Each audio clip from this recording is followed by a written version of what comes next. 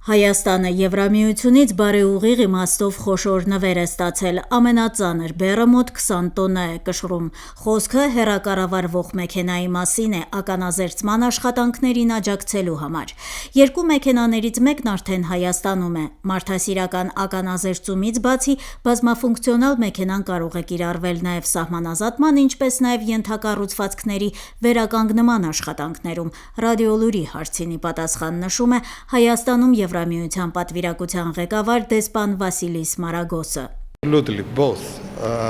Կապի նախագծերը պահանջում են մաքրելային տարածքները, որոնցով դրանք պիտի անցնեն։ Մենք արդեն պարտավորվել ենք կառուցելու 3 սահմանային անցակետ, այժմ աշխատում ենք դրա մանրամասների վրա, սակայն ականազերծումը կլինի անհրաժեշտ առաջին քայլը, որպեսզի այդ կարևոր շինարարական աշխատանքները կարողանան առաջ շարժվել։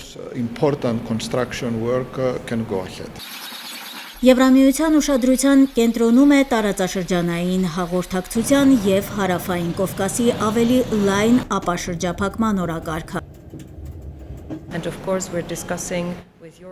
Մենք քննարկում ենք Հայաստանի իշխանությունների, բայց նաև իհարկե Ադրբեջանի գործընկերների հետ, թե ինչպես լավագույնս աջակցենք այս երթուղիների զարգացմանը, որպեսզի բոլոր երկրները ներգրավված լինեն այդ երթուղու երկայնքով տեղակայված համայնքների բոլոր բնակիչներն օգտվեն դրանից, և իհարկե մենք զգալի ներդրում ունենանք այն բանում, ինչը Եվրամիության համար առաջնահերթություն է։ Խոսքը միջին միջանցքի հաղորդակցային նախագծի մասին է, որով Ասիան և Եվրոպան կապվում են Հարավային Կովկասով։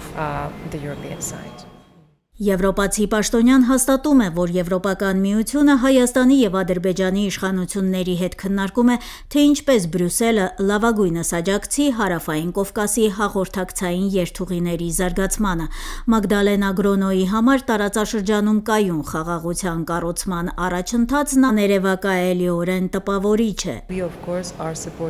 Մենք որպես Եվրոպական միություն ձգտում ենք լինելու ամուր գործընկերներ Հայաստանի Հանրապետության, բայց նաև Ադրբեջանի համար, որպեսզի այդ խաղաղությունը դառնա կայուն իրականություն, որն օգուտ կբերի բոլոր մարդկանց։ Իհարկե կա քաղաքական աջակցություն Հայաստանի և Ադրբեջանի ղեկավարություններին, քանի որ նրանք առաջ են տանում խաղաղության գործընթացը։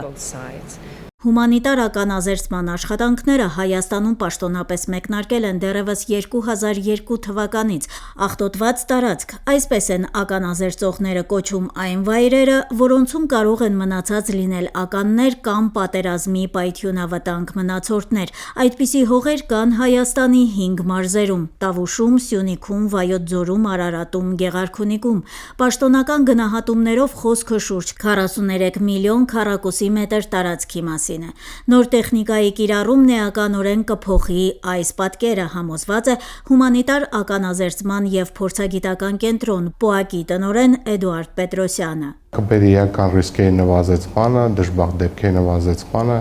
և ըստ էության կնպաստի նաև տարածքների սոցիալ-տնտեսական զարգացմանը։ Հիմնականում տարածքները գյուղատնտեսական կամ արոտավայրերի համար նախատեսված տարածքներ, ինչպես նաև շատ ենթակառուցվածքներ գտնվում են